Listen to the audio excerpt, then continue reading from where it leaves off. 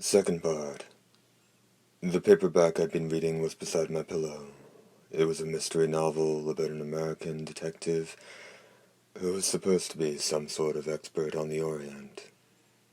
I had my index finger wedged into a scene where all the key players meet for dinner at a Japanese restaurant in New York.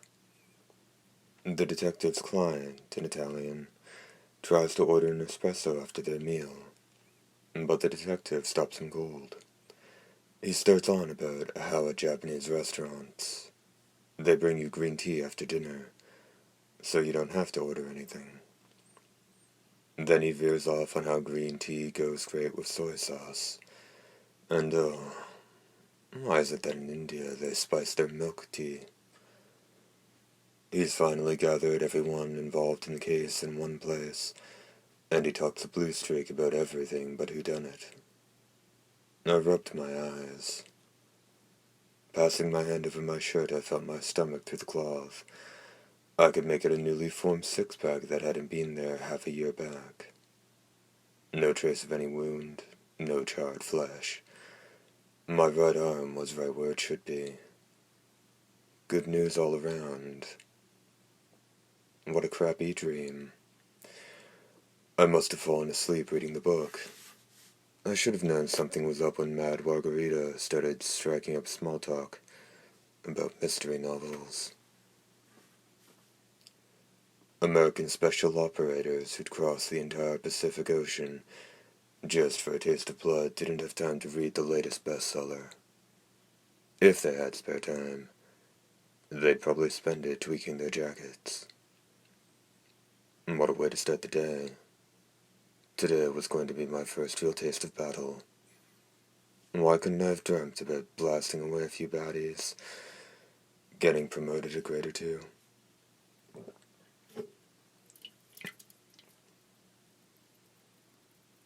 On the bunk above me, a radio with its bass blown out was squawking music.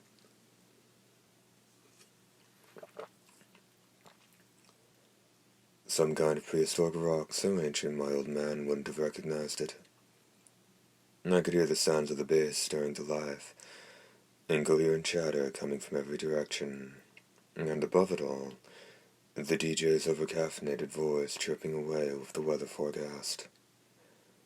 I could feel every word pierce my skull.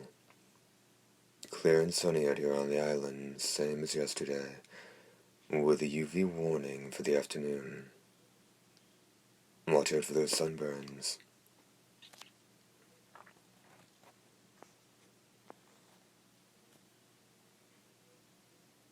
The barracks weren't much more than 4 sheets of fire-resistant wood propped up together. A poster of a bronze-skinned bikini babe hung on one of the walls. Someone had replaced her head with a shot of the Prime Minister, torn from the base newspaper. The bikini babe's head grinned rapidly from its new home atop a macho muscle builder on another nearby poster. The muscle builder's head was MIA. I stretched in my bunk. The welded aluminum frame squealed in protest. Keiji, sign this. Yonobaru craned his neck over the side of the top bunk. He looked great for a guy I'd just seen get impaled. They say people who die in dreams are supposed to live forever. Jin Yonobaru had joined up 3 years before me. 3 more years of trimming the fat, 3 more years of packing on muscle. Back when he was a civilian, he'd been thin as a beanpole. Now he was cut from rock. He was a soldier, and he looked the part. What is it? A confession. The one I told you about. I signed it yesterday. Really? That's weird. I could hear him rifling through pages above me. No, not here. Well, sign one for me again, will you?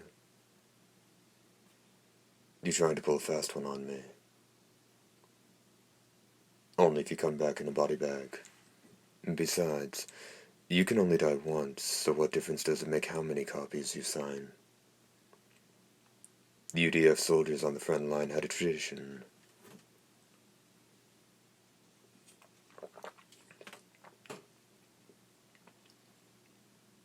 The day before an operation, they'd sneak into the PX and make off with some liquor. Drink and be merry, for tomorrow you die. The shot they gave you before battle broke down any acetylide left in the bloodstream. But if you were caught, they'd bring you up before a disciplinary committee. Maybe a court-martial if you screwed the pooch real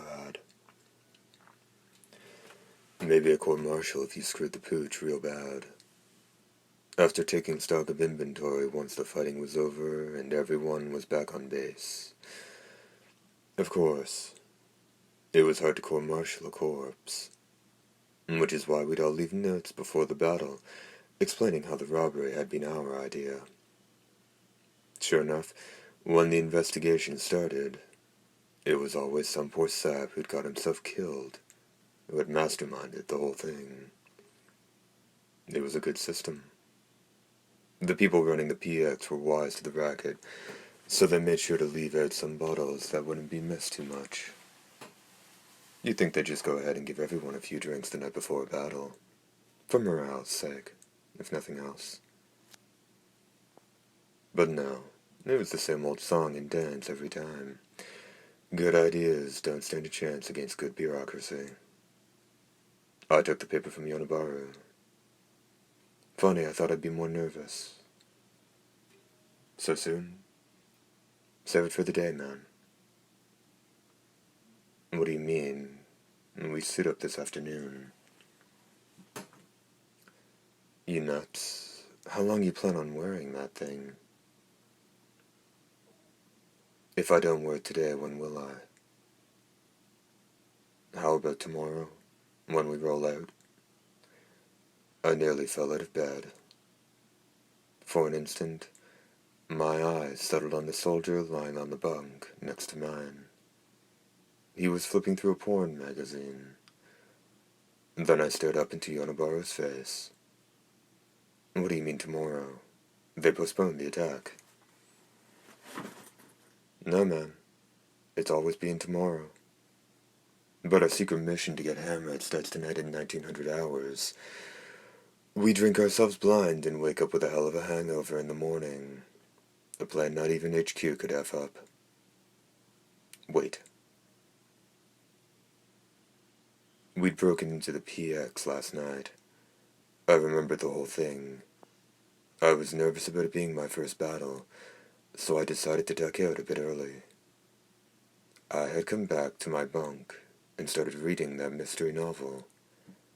I even remembered helping Yonabaru up to his bed when he came staggering in from partying with the ladies. Unless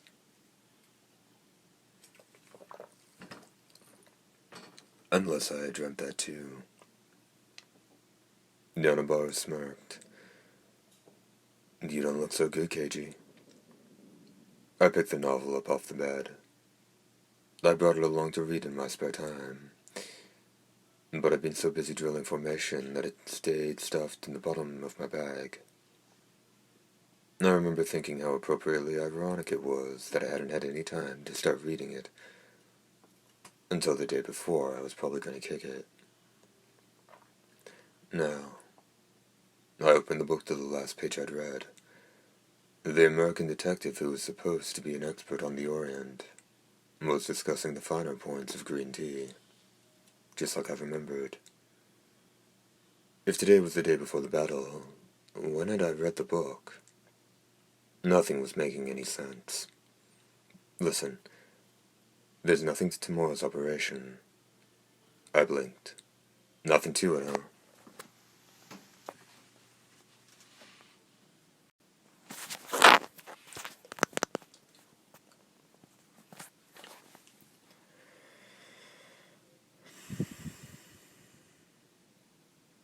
Just get yourself home without shooting anyone in the back and you'll be fine. I grunted in reply. Yonabaru curled his hand into a gun and pointed his index finger at his head. I'm serious. Sweat it too much? You'll turn into a feed head. End up losing your mind before they even get a chance to blow your brains out. The guy I'd replaced had gone a little haywire, so they pulled him from the front lines. They say he started picking up comm feeds about how humanity was doomed. Not the kind of shit you want heavily armed EDF jockeys listening to. We might not lose as many to that as we do to the enemy, but it's not pretty either way. In battle, unless you're sound of body and mind, you're a liability. I'd only just arrived on the front lines, hadn't even seen any action, and already I was having hallucinations. Who knows what warning lights were going off in my head? You ask me? Anyone come out of a battle not acting a little funny has a screw or three loose. Yonabaro grinned. Hey, no scaring the fresh meat, I protested. I wasn't actually scared, but I was growing increasingly confused. Just look at Farrell. Only way to make it is to lose whatever it is that makes you human. Sensitive, caring individual like myself ain't cut out for fighting, and that's the truth. I don't see anything wrong with the sergeant. Ain't a question of right or wrong. It's about having a heart made of tungsten and muscles so big they cut off the blood to your brain. I wouldn't go that far. Next you'll be telling us that Mad Margarita is just another grunt like the rest of us. Yeah? Well, the thing with her is...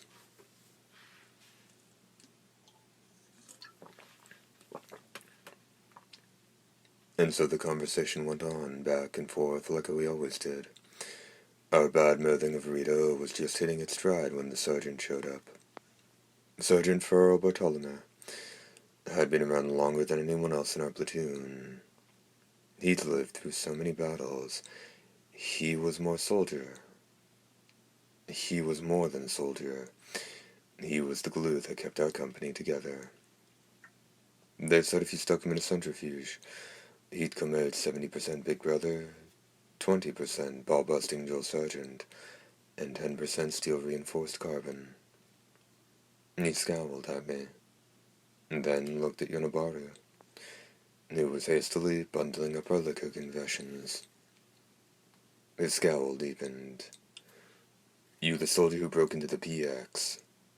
Yeah, that's me. My friend confessed without a trace of guilt.